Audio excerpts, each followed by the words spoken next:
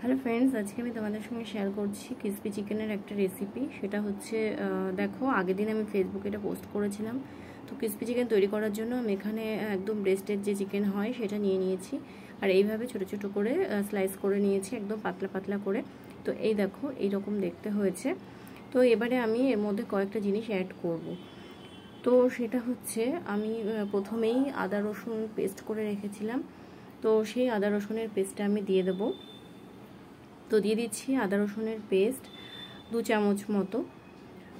তারপরে আমি এর মধ্যে দিয়ে দেব লবণ কিছুটা পরিমাণ, যে যেমন খায় স্বাদ অনুযায়ী। তো লবণ দিয়ে দিলাম। এবারে আমি দিয়ে দেব গোলমরিচের গুঁড়ো। তারপর আমি দিয়ে দেব একটা ডিম। দেখো, ডিমের কোষটা পড়ে গেছিলো। তো যাই হোক, ডিম দেওয়ার পর আমি এখানে দিয়ে দিচ্ছি কিছুটা পরিমাণ কাশ্মীরি লঙ্কার গুঁড়ো, আর দিয়ে দেব রেড চিলি পাউডার। একদম অল্প করেই দিচ্ছি ঝাল, যেহেতু বাচ্চা আছে আমার, বাচ্চাটা খাবে সেই জন্য। তো দেখো, এবারে আমি দিয়ে দিচ্ছি চিলি ফ্লেক্স। তোমরা কিন্তু অবশ্যই তোমাদের স্বাদ অনুযায়ী ঝাল দেবে। আর এখানে আমি দিয়ে দিলাম এবার সোয়া সস। তো সোয়া সস খুব বেশি লাগে না, আমি অল্পই দিয়েছি। আর দিয়ে দিচ্ছি আমি গ্রিন চিলি সস। এখানে রেড চিলি সসও তোমরা ইউজ করতে পারো, তো আমার কাছে গ্রিন চিলি সসটাই ছিল, তো আমি এই জন্য গ্রিন চিলি সসটা ইউজ করেছি। এবারে দিয়ে দিলাম অল্প একটু টমেটো কেচাপ। তো টমেটো কেচাপ দেওয়ার পরে আমি দেখো এখানে কর্নফ্লাওয়ার আর কিছুটা পরিমাণ ময়দা রেখেছিলাম একসাথে, তো এবার আমি এটা দিয়ে দিচ্ছি। আর দিয়ে দেব একটা পাতিলেবুর অর্ধেক। তো পাতিলেবুর অর্ধেকটা আমি রস করে এর মধ্যে দিয়ে দিলাম। তো এবারে আমি এগুলো ভালো করে একসাথে চিকেনের সাথে মিশিয়ে নেব।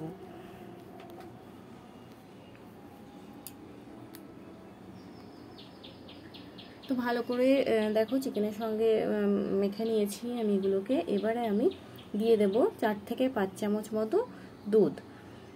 তো তোমরা এখানে গুঁড়ো দুধও ইউজ করতে পারো, তো আমি এখানে লিকুইড দুধ ছিল আমার কাছে, তো আমি লিকুইড দুধ ইউজ করেছি। তোমরা গুঁড়ো দুধ চাইলে জলে গুলে এটা ইউজ করতে পারো।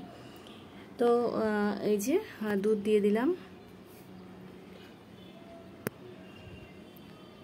তো দুধ দেওয়ার পরেও এবার এটাকে আমি ভালো করে একসঙ্গে মিশিয়ে নিচ্ছি। এবার মিশিয়ে নেওয়ার পরে দেখো, এবার আমি এটা ম্যারিনেট করতে দেবো 5 থেকে 6 ঘন্টা মতো। তো ফিরে আসছি 5 ঘন্টা পরে। তো দেখো, 5 ঘন্টা পরে ফিরে এসেছি। চিকেনটা ঠিক এই রকম দেখতে হয়েছে। তো এবারে আমি চিকেনগুলোকে ফ্রাই করে নেব। তো তার আগে আমি দেখো এখানে কয়েক রকম সবজি স্লাইস করে কেটে নিয়েছি। তার মধ্যে আছে ক্যাপসিকাম, পেঁয়াজ কুচি, টমেটো, আর আছে রসুন কুচি। তো তোমরা টমেটোর জায়গায় রেড বেল পেপারও ইউজ করতে পারো। আর এখানে আমি একটা সস তৈরি করে নেব। দেখো, সসের জন্য আমি এখানে প্রথমে নিয়ে নিচ্ছি কিছুটা পরিমাণ ভিনিগার। এবারে আমি দিয়ে দেব যে গ্রিন চিলি সস ছিল, সেই গ্রিন চিলি সস। তো গ্রিন চিলি সস দিয়ে দিলাম। গ্রিন চিলি সস দিয়ে দেওয়ার পরে আমি এখানে দিয়ে দিচ্ছি এখানে যে পিৎজা পাস্তা সস আছে সেটা দিয়ে দেবো, আর দিয়ে দিচ্ছি সোয়া সস।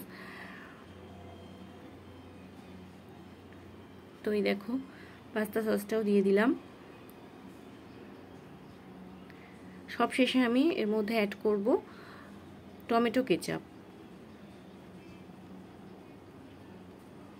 তো এই যে টমেটো কেচাপ অ্যাড করছি এর মধ্যে। এবার এগুলোকে আমি একসঙ্গে ভালো করে মিশিয়ে সাইডে রেখে দেবো।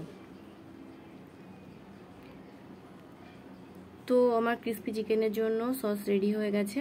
এবারে আমি গ্যাসে একটা প্যান বসিয়ে সেটার মধ্যে কিছুটা পরিমাণ সাদা তেল দিয়ে দেবো। সাদা তেলটা গরম হওয়ার পরে আমি চিকেনগুলোকে একে একে ভেজে নেব।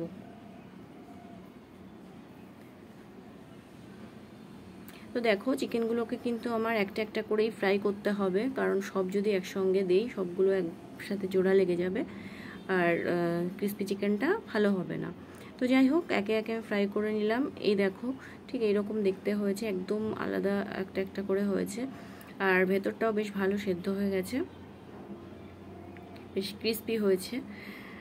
এবারে আমি গ্যাসে আর একটা প্যান নিয়ে তার মধ্যে আমি যে চিকেনটা ভেজেছিলাম সেই তেলটাই একটুখানি দিয়ে দিলাম। তেলটা দেওয়ার পরে আমি এখানে যে সবজিগুলো কেটে রেখেছিলাম সেই সবজিগুলো একদম হালকা ফ্রাই করে নেব। খুব বেশি লাল করে ভাজবো না, জাস্ট একটু নরম হবে। তো এটা আমি হালকা ফ্রাই করে নেব। ফ্রাই করে নেওয়ার পরে আমি এর মধ্যে যে সসটা তৈরি করে রেখেছিলাম সেই সসটা দিয়ে দেবো। আর যেহেতু সবজিগুলো একটু কাঁচা আছে, শক্ত, সেই জন্য একটু তাড়াতাড়ি নরম হওয়ার জন্য আমি দিয়ে দেবো কিছুটা পরিমাণ লবণ। তো লবণটা আমি দিয়ে দিলাম। লবণটাকে আমি ভালো করে মিশিয়ে নিচ্ছি। আর দিয়ে দিচ্ছি কিছুটা পরিমাণ লঙ্কার গুঁড়ো।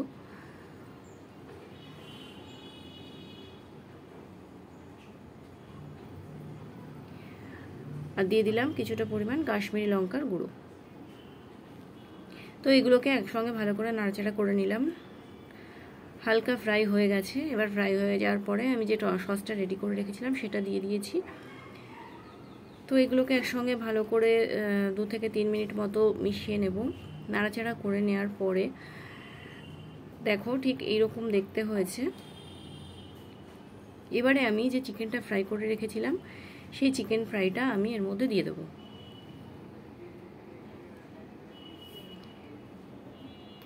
তো চিকেনটা আমি এর মধ্যে দিয়ে দিলাম। এবারে আমি এটাকে ভালো করে মিশিয়ে দেখো নামিয়ে নিয়েছি। ওপর থেকে গার্নিশিংয়ের জন্য দিয়ে দিলাম ধনেপাতা কুচি আর দিয়ে দেব একটুখানি সাদা তিল। তো বন্ধুরা, আজকের ভিডিওটা কেমন লাগলো